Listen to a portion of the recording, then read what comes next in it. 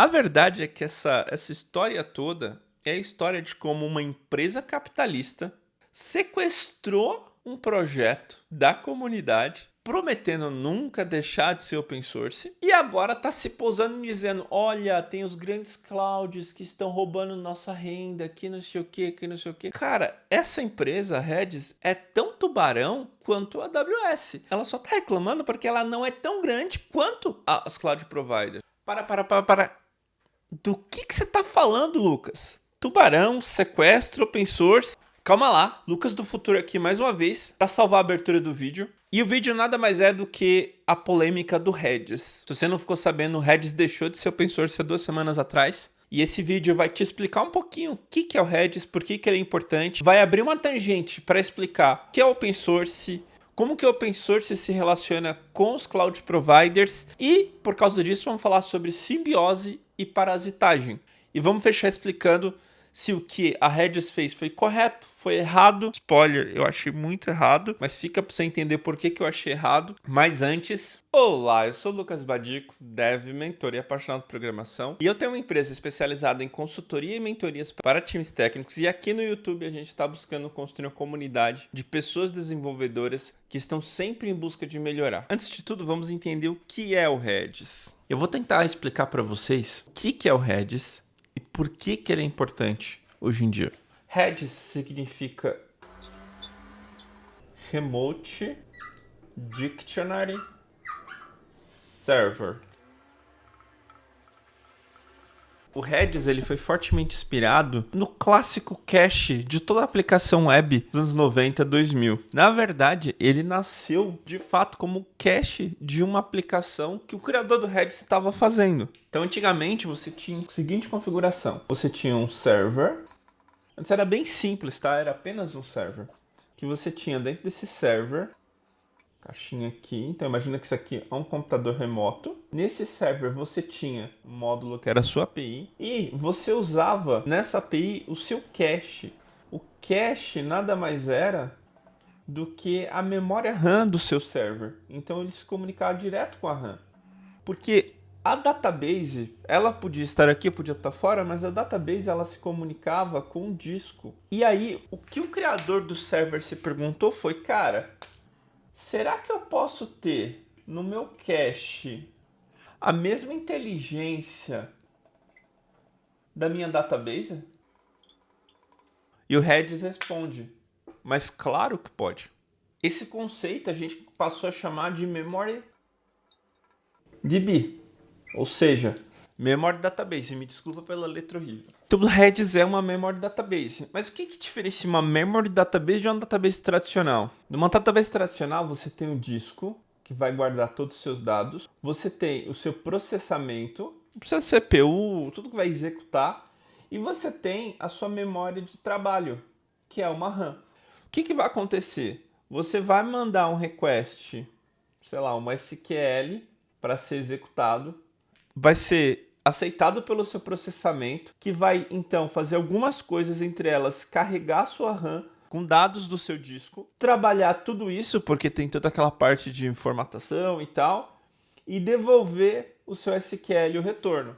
Você pode reparar que na database tradicional existe sim a memória, mas ela é uma memória só de trabalho. O acesso ao dado ele é feito no disco. E isso dá características a esse banco. Ele é muito seguro, ele é muito bom para a maior parte das coisas, mas para trabalhos que precisam de acesso rápido, não funciona. E o Memory Database, em que o Redis é uma das versões, você tem outros, um dos maiores concorrentes é o Memcache, trabalha de uma maneira diferente, curiosamente invertendo o jogo. Por quê? Você vai ter o seu processamento, você vai ter um disco sim, mas a sua memória vai ser a parte principal de acesso de dados. Você tem sim uma comunicação entre a memória e o disco, mas é uma comunicação de persistência para que essa memória possa ser reconstruída. Pelo que eu andei estudando, ele usa muito, nesse caso, CQRS. Então, ele guarda versões estabelecidas do dado e na memória ele fica com os eventos mais novos. Processamento converte, né, o processamento gera a versão mais atual do dado que não foi persistida ainda. Mas o que você tem que entender é que 90% do esforço está acontecendo nessa camada. Ou seja, o retorno do Redis, segundo o marketing do próprio Redis, é abaixo de milissegundos, em microsegundos. Olha que interessante. Que faz com que, lembra que eu falei que antes era um único computador com API, podia ter disco ou não, e aí, né, tinha memória. Num cenário onde em cada computador você tem só a sua API e você tem várias APIs, que é um cenário de escalabilidade horizontal, onde você tem na frente aqui um load balance que vai distribuir. Como é que fica o cache? Como é que fica as coisas que essas três instâncias têm que se comunicar? Porque o disco já está separado. O disco já é bem comum a gente separar. Como é que fica o cache, a memória? Porque eu não posso mais confiar na memória desse cara, porque o request pode ter vindo primeiro nesse e depois vindo nesse. Aí que entra o Redis. Porque o Redis, mesmo sendo banco de dados, mesmo sendo serviço externo, ele vai ser muito parecido com o comportamento de memória. Então, você tem esses caras se comunicando e usando Redis para coisas que antes era usada a memória do computador, porque vai ser tão rápido quanto, por causa dessa característica dele. Então, sem falar das features que o Redis dá, esse tipo de coisa foi o que fez com que o Redis e o Memory Bank dos anos 2000 para cá fez com que isso se tornasse realmente popular e crucial para o nosso cenário de desenvolvimento moderno. Em cima disso, o Redis também entrega muita coisa out of the box. O que eu quero dizer com isso? Ele usa essa característica de ser rápido, de ser escalável, para entregar junto com ele algumas outras coisas. Por exemplo, o caso mais simples de uso é com certeza o cache, mas eu posso colocar streamings nele. Como ele é rápido o suficiente, eu consigo fazer com que ele funcione como servidor de streaming. Streaming é para quando você precisa de uma volumetria de dados constantemente, tipo vídeo e áudio. Provavelmente o vídeo que você está vendo aqui está sendo tocado para você via streaming. Você pode ter em cima dele um esquema de pub-sub. Ele entrega isso de uma maneira fantástica e simples. Tudo é muito simples no Redis, tá? Você pode ter até um kill. É muito doido. Ele entrega para você um kill. Então, ele meio que vira um competidor do SQS, porque o SQS, que é o Simple Queue Service da AWS, ele é uma proposta de ser um sistema de filas muito simples. E o outro sistema de filas que é tão simples quanto o SQS é o Redis. Então, você consegue ver que o Redis virou uma plataforma. O Redis deixou de ser só uma MemoryDB para virar uma plataforma, onde as pessoas constroem coisas com ele. Mas, mesmo que não existisse a plataforma, o próprio recurso que o Redis entrega é muito importante para as empresas, por causa dessa característica. Todo mundo está escalando horizontalmente seus sistemas. Então, todo mundo precisa de um memory database. Todo mundo precisa. Então é isso, espero que você tenha entendido um pouquinho mais do Redis. Como você pode ver, daria um vídeo inteiro só para falar do Redis, para explorarmos o como, quando e por que usá-lo. Mas isso vai ficar para outro dia, porque nesse vídeo aqui a gente vai explorar a treta em si dele ter deixado de ser open source. Mas eu expliquei os detalhes do Redis para você entender a importância dele no mundo atual de sistemas distribuídos e o foco cada vez maior em sistemas real-time. O Redis é essencial nesse contexto. Ele é tão essencial e se tornou tão popular que toda grande cloud, Azure, AWS, Google Cloud, tem oferta de Redis como serviço. E isso é parte do problema. O Redis é tão popular por ser útil, ser open source e ter uma comunidade por trás, que as grandes clouds não pensaram duas vezes em começar a oferecer o Redis como serviço. Simples assim. Mas, afinal de contas, o que é open source? Primeiro, eu não vou entrar nos detalhes legais, porque daria um outro papo bem grande. Existem definições diferentes do que é open source de instituições diferentes. Tem até uma tretinha aí que o MongoDB queria que um dos órgãos reconhecesse a licença deles como open source. O órgão não reconheceu eles como open source, mas criou uma nova categoria, parcialmente open source. Pô, é open source ou não é open source da minha cabeça? Não tem como ser parcialmente. Inclusive, essa treta do MongoDB, ela precede o Terraform e precede o Redis. Parte do motivo da gente ter visto tão pouco conteúdo criado em MongoDB nos últimos anos é por causa disso. Porque o Mongo deixou de ser open source e subir e alterar qualquer coisa do Mongo pode fazer com que o seu projeto deixe de ser seu, exatamente. Mas eu vou focar no que eu entendo como open source. Open source significa que o seu código-fonte ele pode ser acessado pelo seu usuário e pode ser usado de qualquer maneira. Isso abre brecha para, por exemplo, os cloud providers adquirirem o seu código-fonte, subirem uma versão, fazerem alterações nessa versão para ele se tornar self-hosted e não devolver esse código para a comunidade. Sacou? Acontece direto. Eu fui no passado na Oracle para umas palestras da Linux Tips. Pô, Linux Tips é fera, precisa aprender esse tipo de conteúdo. E nesse dia de palestras, que era da Linux Tips, a Oracle teve algumas palestras para falar do que eles ofereciam. Eles tinham um esquema do MySQL, um RDS deles, que é um banco de dados relacional como serviço, que era a coisa mais linda de meu Deus. Tinha tudo o que você pudesse imaginar em um banco de dados para uma aplicação média, eles ofereciam naquele MySQL. Só que aquela versão não está disponível para a comunidade. A versão da comunidade é uma versão simples, entre aspas, básica. Não tem todas as features que a Oracle colocou em cima. E isso é ser open source. Você pode pegar um pedaço de código, construir em cima, agregar valor e revender da maneira que você quiser. A vantagem de ser open source é que você está apostando na comunidade, você está apostando que você vai ter tanto colaboradores quanto usuários interessados e que essa massa vai fazer com que você levante apoio para você sobreviver mantendo um projeto. Quanto mais essa massa de interessados aumenta, mais chances de um grande cloud pegar o seu projeto. Vou oferecer como serviço, parece muito bom isso aqui que você está criando. Entenda que open source, o que a gente está trazendo aqui é questão de modelo de negócio. A verdade é que, do jeito que eu enxergo, e aí opinião totalmente minha, visão minha, o open source é para ser uma simbiose com o mundo corporativo, com o capitalismo. Porque você está levando a massa de interessados, o que torna o seu projeto um potencial de lucro. Empresas olham para essa massa e dizem, talvez valha a pena investir nesse cara, nessa equipe, para fazer isso crescer ainda mais. E aí essas empresas colocam dinheiro e colocam pessoas para trabalhar ali, acontece muito. Só que você perde o controle de só você lucrar com aquilo.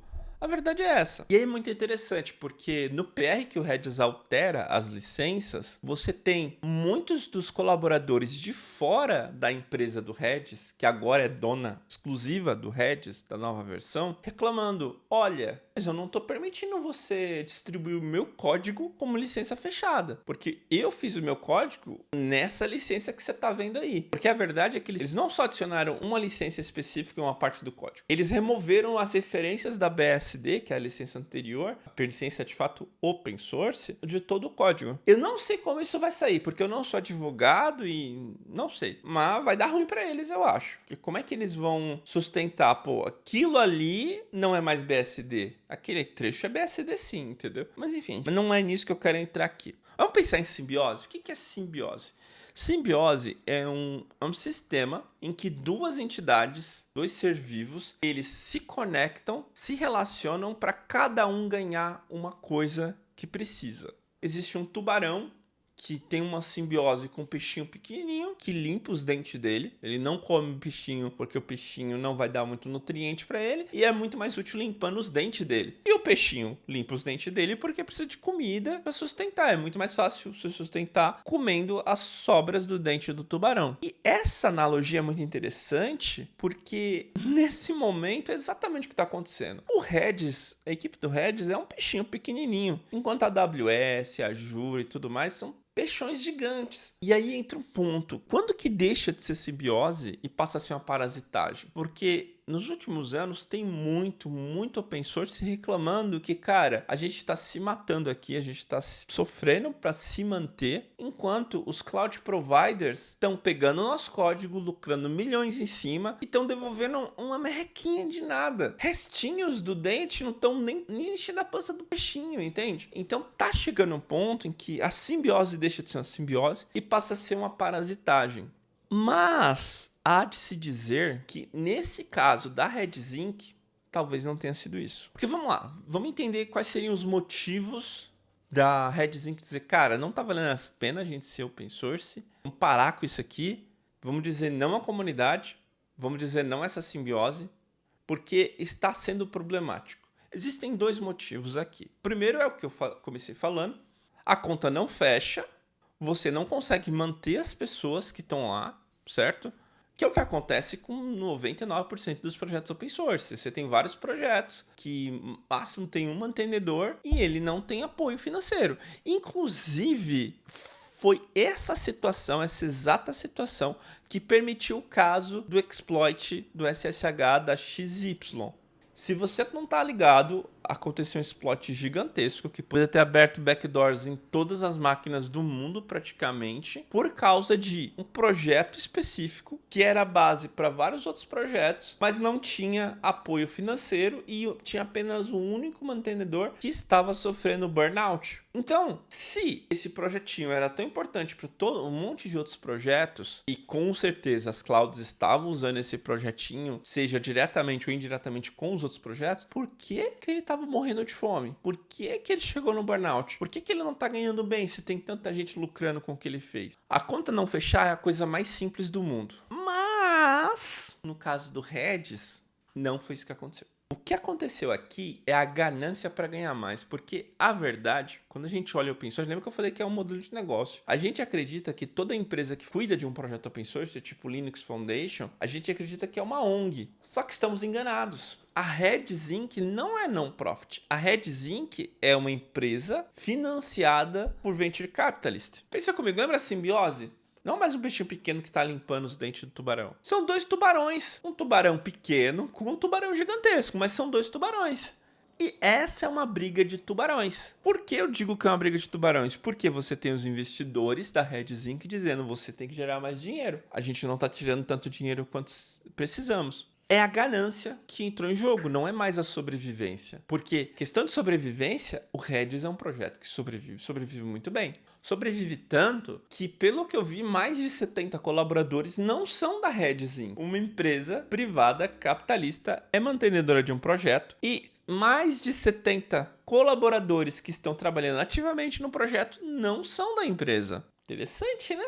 Você tem essa situação dos cloud providers estarem pegando tecnologia aberta, fechando em seguida e lucrando muito com isso, que é uma coisa ruim. Mas você tem essa empresa que apostou no modelo open source e agora está dizendo não vai ser mais open source. É ainda pior porque o criador original do Redis realmente foi um criador igual do XYZ, era um criador único. Ao longo dos anos ele ganhou o suporte da comunidade, ele ganhou visibilidade. Uma empresa de consultoria que dava a construir Redis foi investida.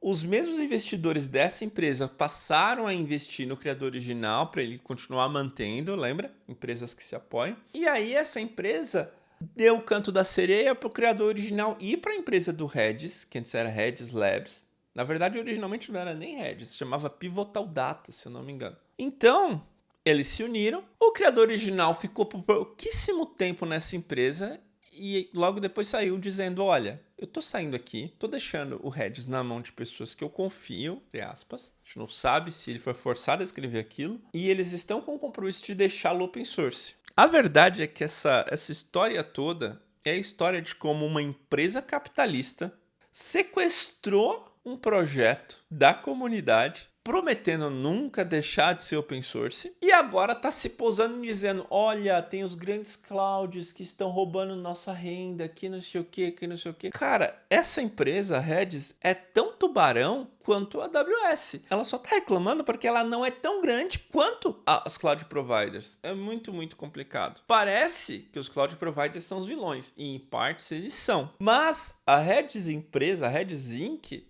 ela é um tubarão tão safado quanto a AWS, quanto o Google e tudo mais. Inclusive, essa ação dos cloud providers, das empresas Big Techs, pegarem tecnologias open source e oferecerem como serviço, tem até um nome, chama Jeffetização. Traduzindo para o português é bem feio.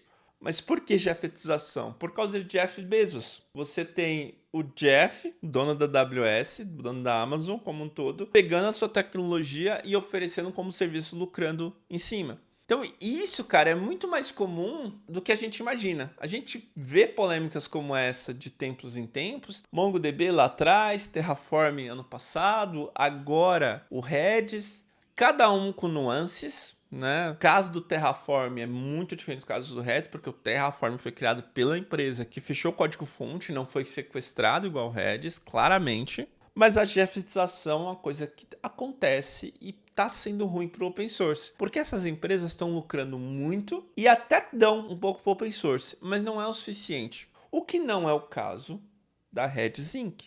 Deixa bem claro isso. Mas é um problema. Antes dessa mudança, qual que é o impacto disso? Originalmente no meu roteiro, eu estava dizendo que eu concordava com a Redis Inc. dela ter mudado a licença e eu só discordava do modo como isso foi feito. Mas agora, estudando um pouco mais para a gente fazer esse vídeo melhor para vocês, eu vi que ela está completamente errada, porque o Redis não é dela, o Redis é da comunidade. Ponto. Mesmo que eles mudem, seja legal ou não eles tirarem a BSD do código que já existe, feito por pessoas que não eram da empresa, eu acho que isso não é legal.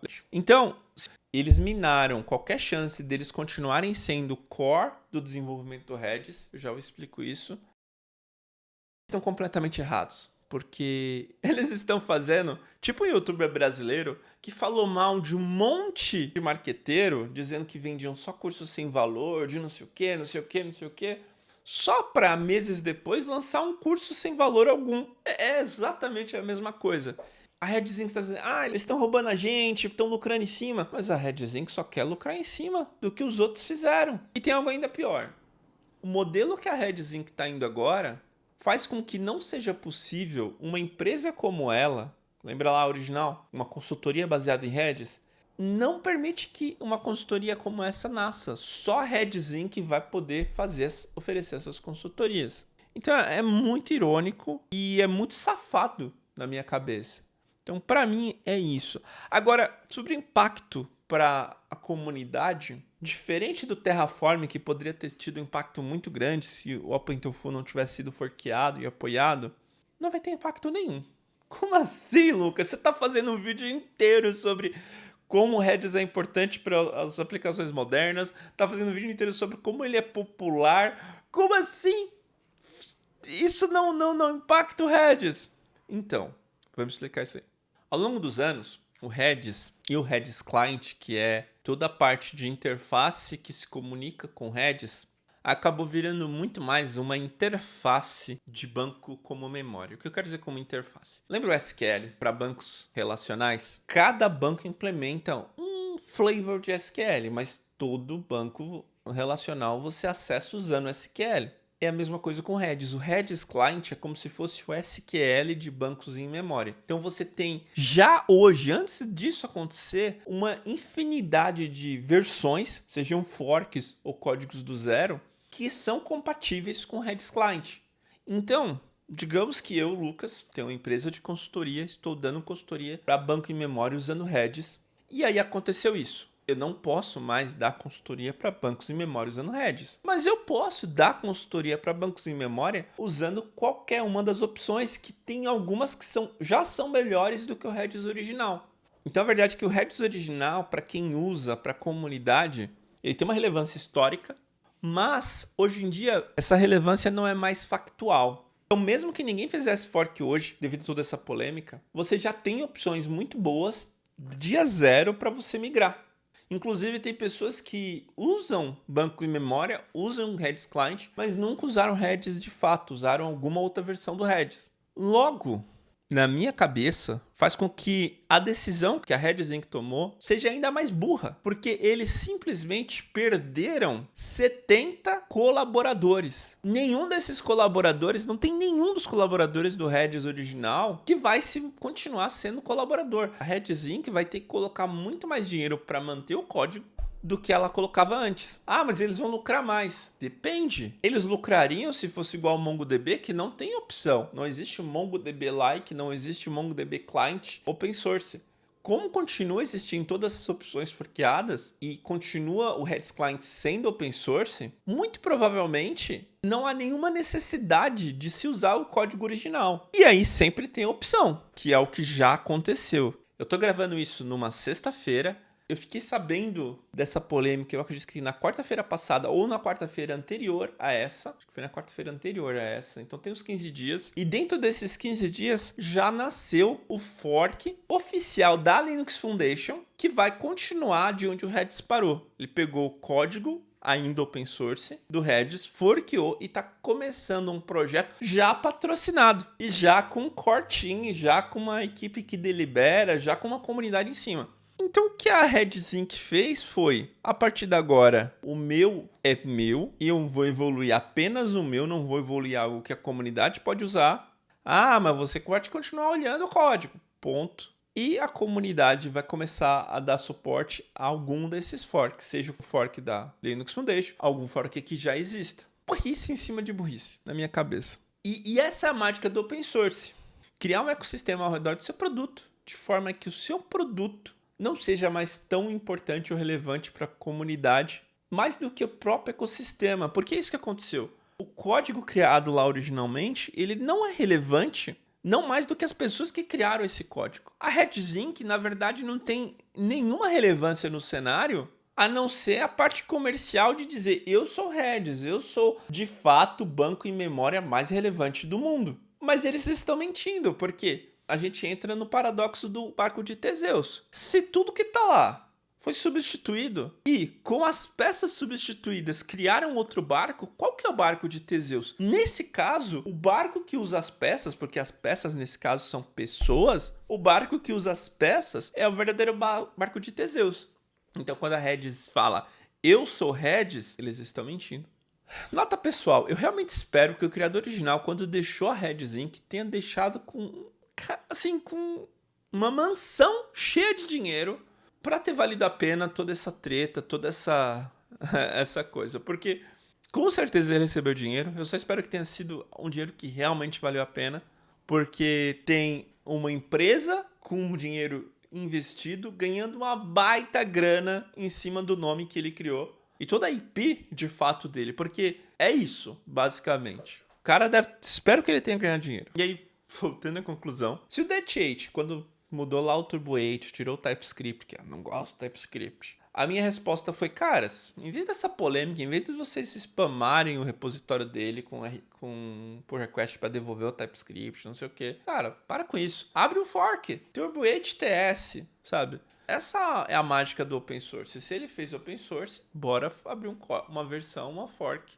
No caso do Turbo 8, eu desconfio que o pessoal não queria, porque a verdade é que, pelo que eu entendo, era a empresa do DT8 que cuidava de fato daquele produto. Então ele tinha poder e autoridade para fazer aquilo. Mas aconteceu a mesma coisa com o Terraform. O Terraform, a empresa cuidava também, tinha outras pessoas fora da empresa que cuidavam do Terraform, era open source. Eles falaram, olha, não tá funcionando esse modelo de negócio, a gente vai mudar. E eles estavam no direito. HashiCorp estava totalmente no direito. Mudaram, só que a comunidade falou, tá, você vai mudar? Beleza, a gente entende, mas a gente vai também forquear porque a gente tem esse direito. Era open source, não é? E criaram o OpenTofu, que hoje em dia está 100% interoperável entre Terraform e OpenTofu, porque, de novo, uma interface open source e tudo mais. No caso do Redis, de novo, não é um peixinho pequeno e tubarão, são dois tubarões de tamanhos diferentes. Um tubarão que roubou a comida ou a propriedade, o espaço de um outro peixinho pequeno, basicamente. E apesar dos motivos aparentemente serem reclamando do tubarão grande, parte desses motivos serem razoáveis,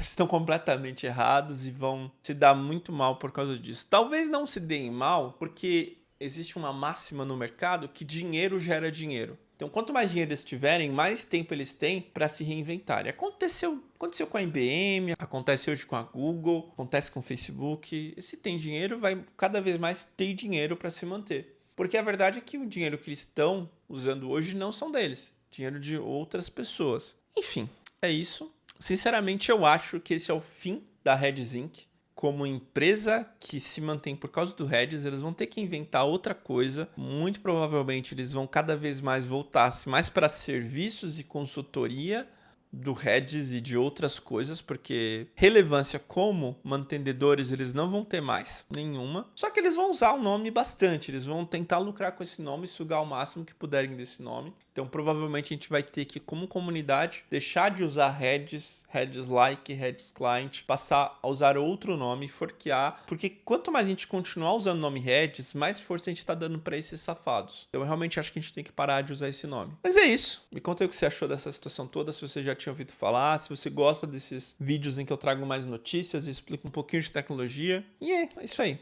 Eu tenho alguns avisos que eu vou deixar para o Lucas do futuro fazer. Eu de novo? Vamos lá. É o seguinte, galera. E eu tenho novidades aqui pro canal. Um novo programa vai estrear toda segunda-feira, às 6h30 da tarde, a começar da próxima segunda-feira. Que programa é esse, Lucas? Bom, se você não sabe, já tive um podcast onde eu e meu sócio apresentávamos. Era um podcast apenas em áudio, onde a gente discutia a programação, discutia a vida de empreender, de ter uma empresa, enfim. Mas devido a casos da vida, a gente teve de cortar esse programa, tivemos de interromper. Mas estamos voltando com um irmão mais novo, com um derivado desse programa, desse podcast. Vai ser gravado ao vivo no nosso YouTube. Vocês vão poder participar, vocês, a nossa audiência, e será comigo e a minha sócia. Pois então, lhes apresento o Badico Spacecast. Vai ser um espaço onde eu e minha sócia convidados, junto com a audiência, vamos discutir temas relevantes para a comunidade desenvolvedores. Eu estou deixando um link aqui para você se inscrever, para você receber a nossa notificação de estreia e novidades sobre o Badico Spacecast. Espero que você esteja tão empolgado quanto eu, porque, cara, eu tô muito empolgado pra gente voltar a produzir semanalmente conteúdo junto com vocês e para vocês. Pode voltar aí. E eu de volta, Lucas do passado, pra dizer que se você curtiu esse vídeo aqui, tem esse outro vídeo aqui em que eu falo sobre o Akita ter saído do YouTube, e tem esse outro vídeo aqui escolhido especialmente pra você. Tchau!